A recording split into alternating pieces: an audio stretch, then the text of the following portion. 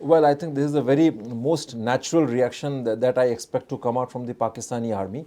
First of all, they are losing credibility in Pakistan, and they are losing that battle, and Pakistan's survival existence is at stake. So when they face such critical situations, their only resort, their only last alternative option is left, that is left with them is to prop up, that to provoke an anti-India sentiment and to unite and mobilize people on those, anti-India grounds, Hello, this is Strat News Global. You're on the Gist, and I'm Tripti Nath.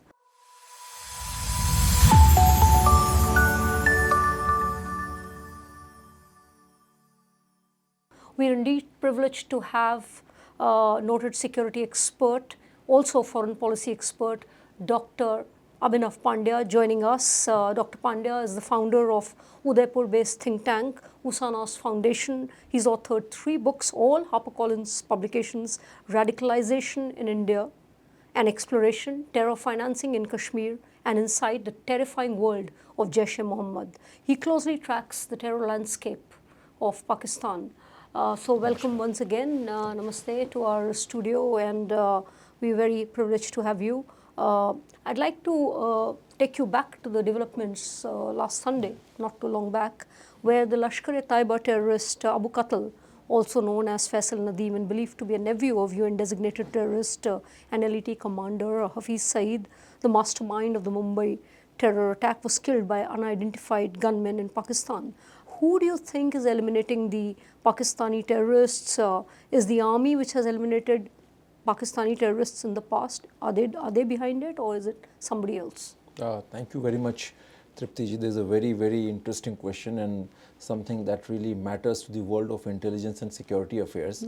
So regarding the killing of some of these terrorists, most recently Abu Qatal, well, I must say that it has been a tradition and a very age-old practice in Pakistan's intelligence circuit and in that landscape to get rid of the deadwood, the terrorists who become who are of no use to Pakistani establishment or who are creating trouble for the establishment, for their intelligence setup, then they generally try to get rid of them. Anyways, I mean, these jihadis, they are just like cannon fodder for the Pakistani establishment.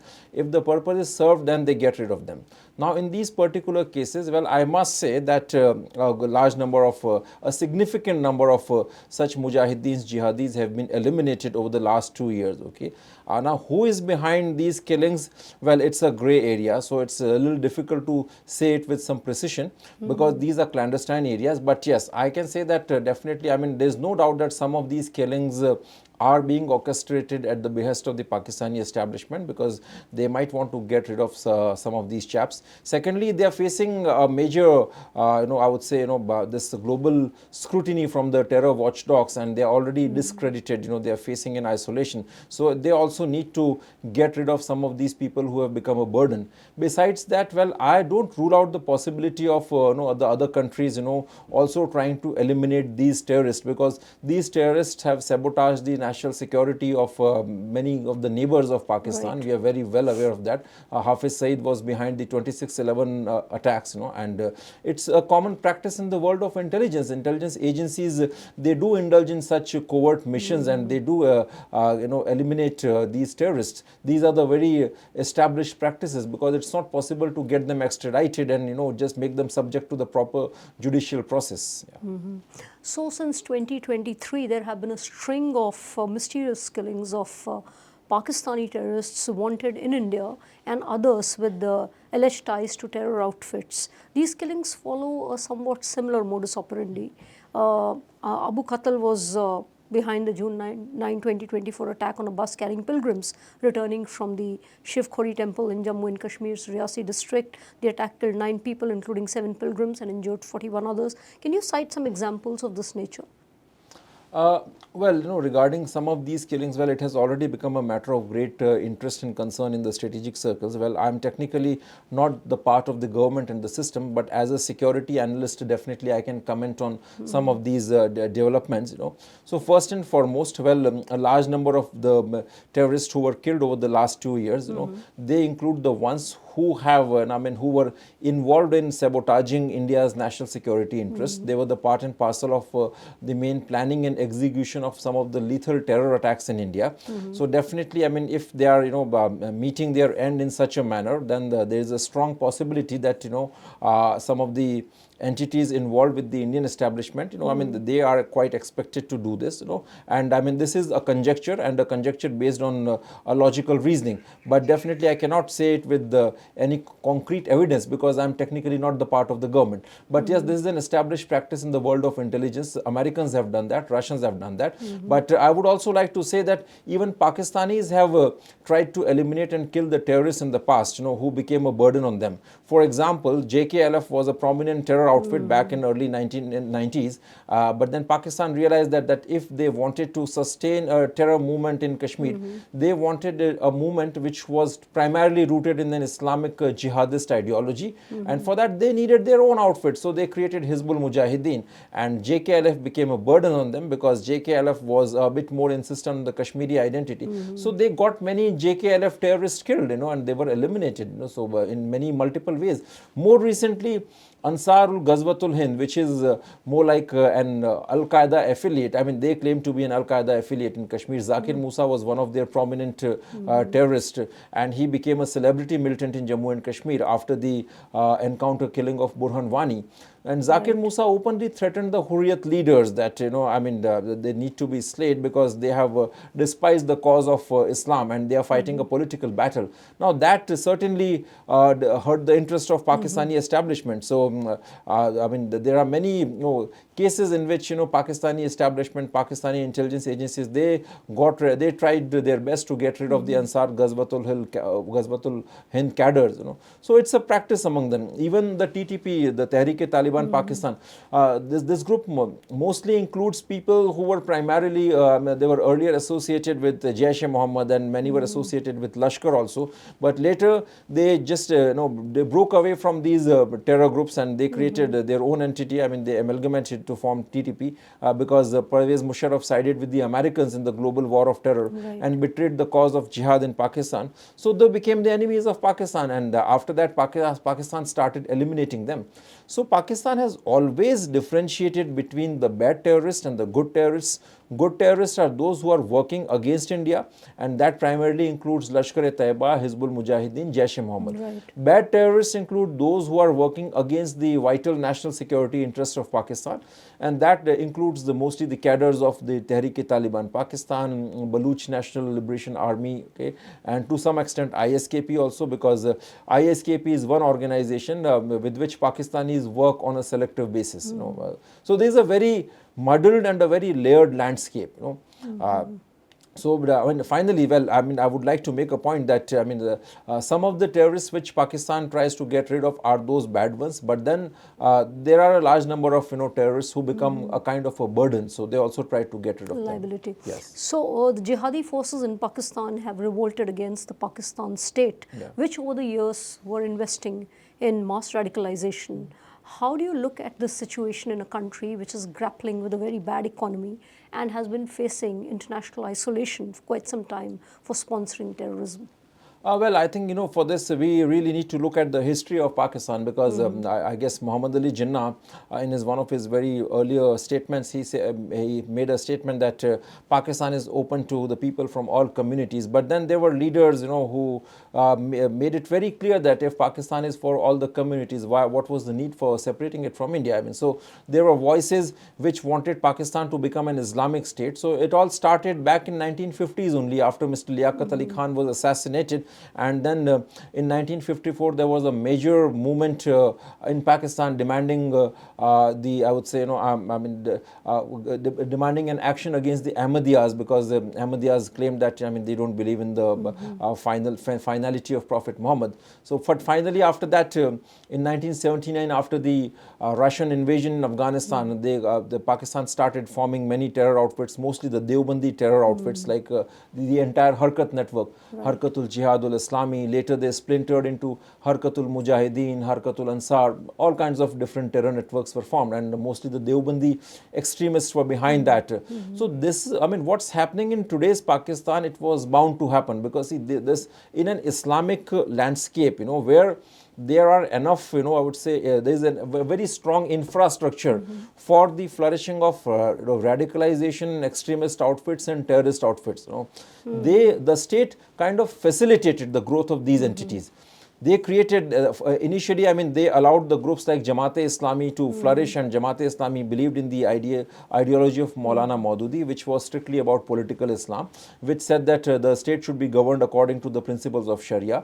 They incorporated many ideas from political Islam into the state system. Then they created many terrorist organizations. Now, finally, these terrorist organizations have grown up so much that, I mean, they want to completely overtake the state, and they feel that their previous masters, that's the Pakistani army, that's becoming a biggest hindrance between them and making Pakistan a purely Islamic state. So this was bound to happen, because you created a landscape where you have this very competitive Islamic extremism. One group wants to beat the other one in extremism. Okay, so you came up with all these groups like Sipahi Sahaba, Lashkar-e-Jangvi, then all these extreme Sunni groups like Hizbul Mujahideen, Jaish, Lashkar. What do you expect? So they're paying for it now. Yeah. So how did it really help Pakistan to create this huge differentiation between good terrorists and bad terrorists? I mean, how has it helped them really? The Pakistani army, once having realized that they have created these monsters over the last 2 to 3 decades, I mean, they certainly needed instruments and structure, a mechanism to, keep these bad boys in control, So for that, I mean, they, particularly after the US intervention in Afghanistan, Mr. Pervez Musharraf decided to support the Americans, and after that these bad terrorists started emerging from the shadows. A large number of them broke away from the Jaish-e-Mohammed, and they by 2007 they all amalgamated to form TTP. In fact, if you recall, then there were 4 assassination attempts on Pervez Musharraf. Maulana Masood Azhar was also indicted in that, and he had to face some kind of banishment and isolation from the state for a long time. But when these guys became too powerful, unwieldy, after 2007, they started mounting very lethal attacks on the Pakistani army. 2014, there was a very massive attack on the Peshawar Army School. Then Pakistani state realized that they really needed to do something. Now, the problem is that these groups, mostly Deobandi groups, they have a long history in Pakistan. I mean, they have a history which is older than the history of Pakistan itself. It's about 150 odd years that we are talking about, and they are primarily responsible for, I mean, kind of killing or just simply ruining, devastating the Sufis in that landscape, and creating a whole very extremist infrastructure for the jihadists. So now these groups, I mean, since they had a very massive social clout, presence and support system, Pakistani establishment could not just crush them. Pakistani establishment had to come out with a rather diplomatic or a skillful manner to create a dissension. So they offered some props to these guys from TTP that, I mean, if you come along with us, we'll send you to Kashmir Jihad. That's a better jihad platform, and they are the kafirs. You go and fight them. The people who came back to the Pakistani fold, they were the good terrorists, and people who continued fighting against the Pakistani establishment, once again, they were the bad terrorists. So likewise, even in the case of Taliban, Afghan Taliban was a good terrorist. Pakistan Taliban or TTP was a bad terrorist. But now, after the withdrawal of the Americans, TTP has become very, very powerful, and it has become a big headache. Yeah, I was about to ask you that. Yes, so all that strategy of good and bad terrorists, it seems to be failing. So, Dr. Pandya, we will continue after a short break. We'll come back soon.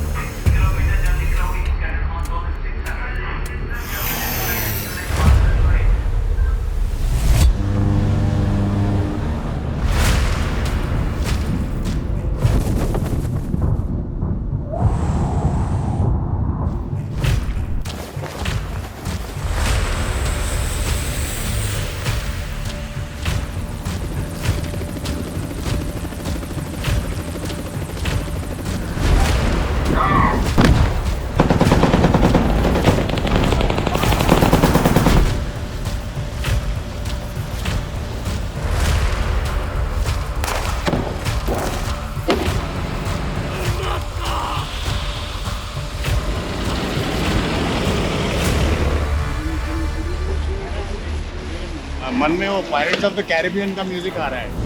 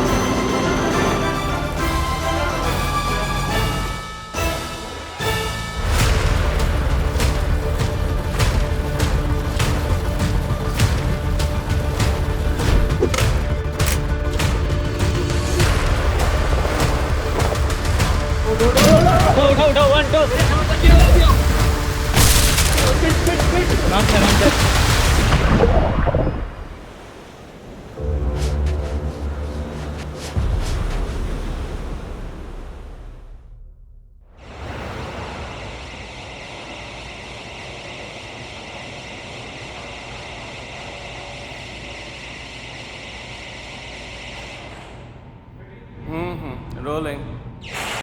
So the TTP has been, as you just observed, has become a major force and is mounting serious attacks against the Pakistani forces. The Balochis have also become very strong and powerful and are also mounting lethal attacks against the Pakistanis. So how do you think they've become so powerful? Are they getting support from external actors?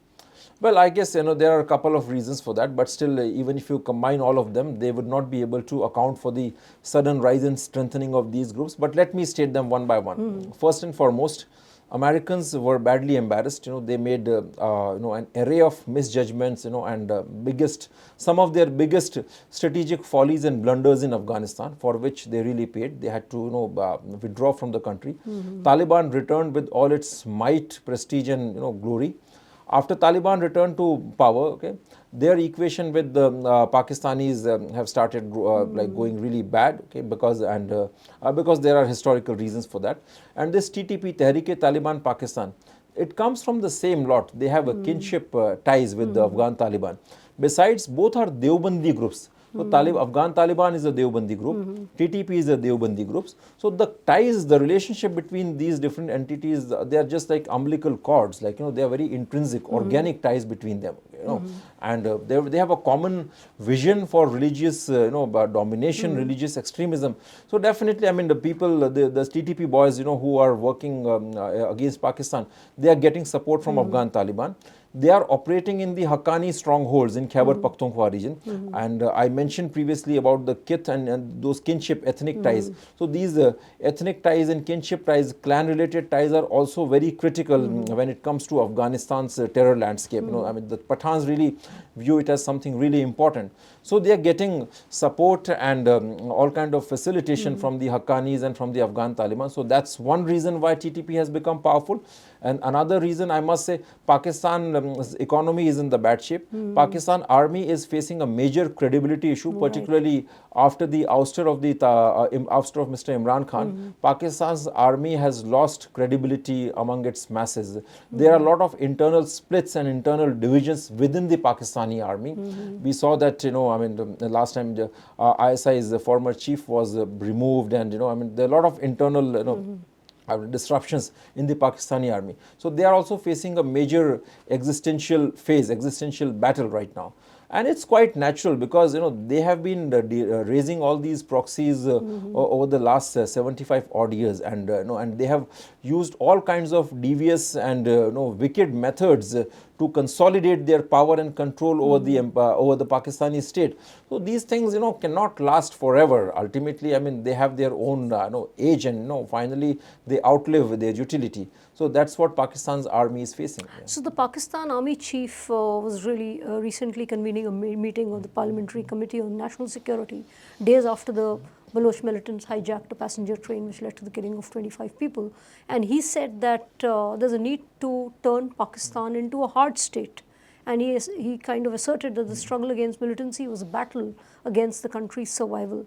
How do you interpret his remarks? Yeah, sure, definitely. But let me first, answer the second part of your previous question. I mean, how come the Baloch movement, rebels have become so powerful?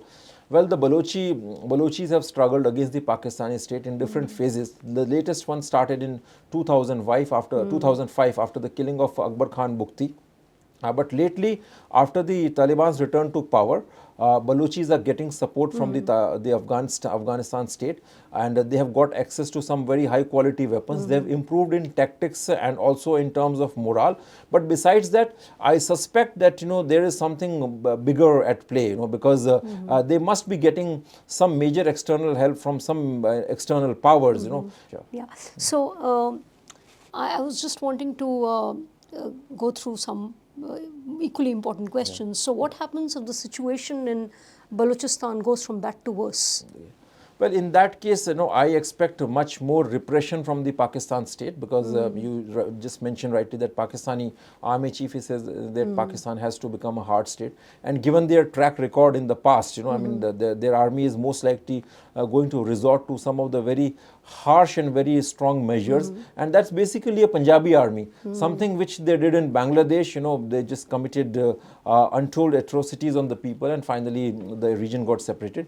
Likewise, they are going to do the same thing in Balochistan also, and this is going to make this struggle worst.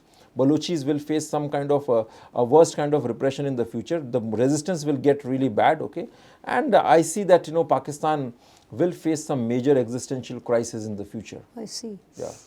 So Masood Azhar was recently spotted in a public rally in Pakistan. Since you authored a book, Inside the Terrifying World of Jaish-e-Mohammed, would you tell us what keeps them ticking? Well, Masood Azhar, again, he is the founder of Jaish-e-Mohammed, which is, a Deobandi organization. One of the most latest ones, the newest Deobandi organization in that league of the entire Harkat network.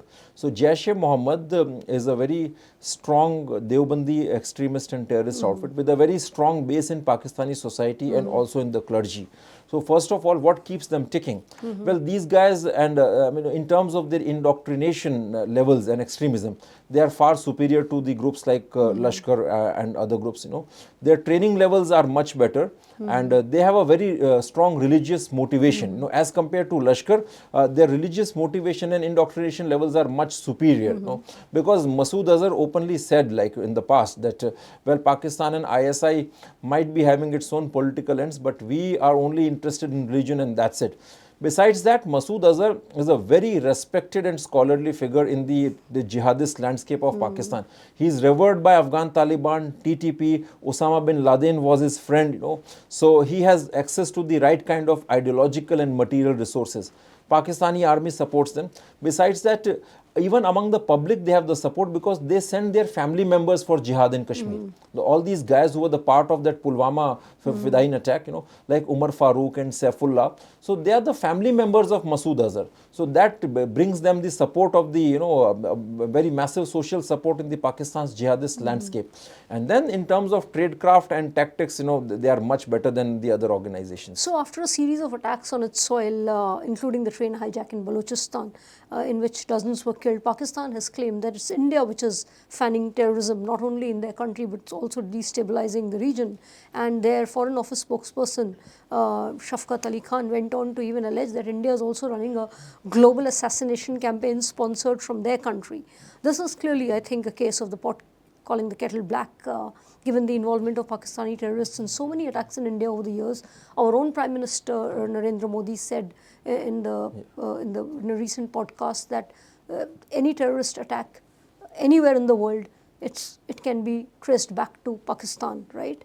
And of course, the External Affairs Ministry spokesperson also said that the whole world knows where the epicenter of global terrorism lies, and Pakistan should look inwards instead of pointing fingers and shifting the blame for its own internal problems and failures on others.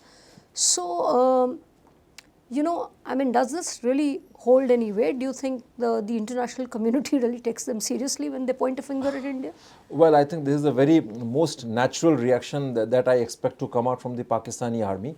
First of all, they are losing credibility in Pakistan, and they are losing that battle, and Pakistan's survival existence is at stake. So when they face such critical situations, their only resort, their only last alternative option is left, that is left with them is to prop up, that to provoke an anti-India sentiment and to unite and mobilize people on those, anti-India grounds, so that's why they want to, create this very anti-India sentiment and hatred and convey and the message that, well, it's only the Pakistani army that can save you from India's, India-sponsored terror attacks or India's, far superior conventional forces. So in one way, this is a very, tactical, stand taken by the Pakistani army as a measure of the last resort to save its prestige and also to mobilize people and all the jihadist groups, by showing them the India threat, by dangling this, this, stick of, this permanent specter of India being a major, Pakistan's enemy. Okay, and secondly, I feel that they are also quite puzzled, and there may be other big powers behind these attacks, but maybe they are not in the position to name them because, they are quite dependent on those other big powers. And if we come to the logical analysis of, whether India is behind this or not, then certainly, you don't have enough grounds to make such an assertion, make such an accusation, because see, China is running this, CPEC project in that area. Right. Gwadar is most critical to China.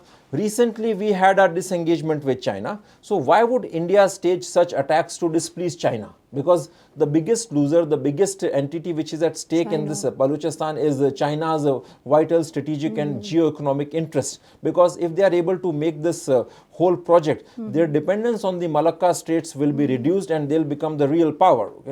But so in India, particularly after this recent disengagement, is not expected to create problems for China. Now there are other powers, well, they betrayed Americans during the Afghan war, the American war against the terror. Besides that, Baluch matters also involve Iran. So there are powers in the world who want to threaten who want to sabotage Iran's sovereignty and integrity. So this could be a much bigger power play, and Pakistan may not be in the position to mention all those big names. So, Dr. Pandya, Baluchi rebel groups of fighting an independent movement have joined hands with Tehreek-e-Taliban Pakistan and Afghan Taliban.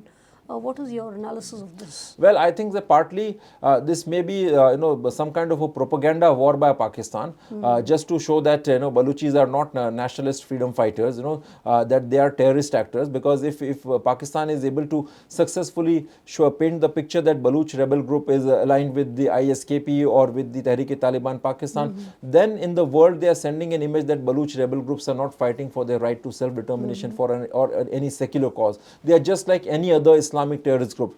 So this may be some of the propaganda, some part of the Pakistan's anti-India or anti-Baloch propaganda war. But yes, coming to the ground realities, this practice is not very uncommon in the terror world, that for some very tactical reasons, for purely short-term tactical reasons, these groups may join their resources because your enemy's enemy is always your friend. Right. So recently, this apprehension has been gaining ground. I don't know to what extent it's it's true that Pakistan may succeed in creating communal unrest in India. Do you think this is true? Well, that's quite true, because see, in India we are witnessing very high levels of radicalization and communal polarization. The government has been very strict and very firm on the security issues over the last 12 years, and all kinds of appeasement policies and tactics which were used by the previous governments have been completely abandoned, and government has the present government has really exposed certain things like the Waqf issue and also the radicalization matters, brought them to fore. So that because of those reasons there are sharp communal fault lines. Now some of these communal fault lines can be used by Pakistan, because Pakistani terrorist and extremist groups have sleeper cells across the country. And some of the Indian Islamist groups like PFI, Jamaat-e-Islami, they have robust ties across the border. So, and because with the help of social media, with the help of such coordinators, Pakistani entities can always foment a massive social unrest or a major communal riot across the length and breadth of the country. So that brings me to the last question. To what extent are Pakistan-based extremist entities involved in radicalizing youth in India and Bangladesh? Well, they are quite significantly involved. In Bangladesh, we can see that after the ouster of the Sheikh Hasina government, you have Jamaat-e-Islami, which has emerged as a major a power entity, power dealer, and Jamaat-e-Islami Pakistan, Bangladesh is strongly aligned with the extremist forces of Pakistan. They have worked with the ISI in the past. Ansarullah Bangla, which is like the Islamic State's local branch in Bangladesh, they are again active. Their leader has been released in Bangladesh. Recently, Pakistan's ISI's, some of the top leaders, the top generals, they visited Bangladesh. They even visited places near the Indian borders, and we can see a very strong communal and religious frenzy in Bangladesh. So Pakistan is certainly playing a crucial role. Even some of these groups like Lashkar-e-Taiba, Jaish, they have their sleeper cells, they have their deep-rooted, assets based in Bangladesh. Even in the past, these guys like Masood Azhar and Sajjad Afghani, they came to India via Bangladesh. So these guys always maintained a presence. Even among the Rohingya camps, Lashkar and Jaish had a strong presence. So Pakistan is certainly playing a very crucial role in radicalizing the Muslim youth in Bangladesh, India, and the entire subcontinent. Forewarned is forearmed. Thank you so much, Dr. Thank Pandya. you very much. Namaste, for giving us a bird's eye view of the Thank you. terror and security landscape of Pakistan and where we stand. Thank you very much indeed. Thank you. So thank you very much for watching our show, and please do follow us across all social media platforms. I'm sure you'll be very enriched with the knowledge Dr. Pandya has shared.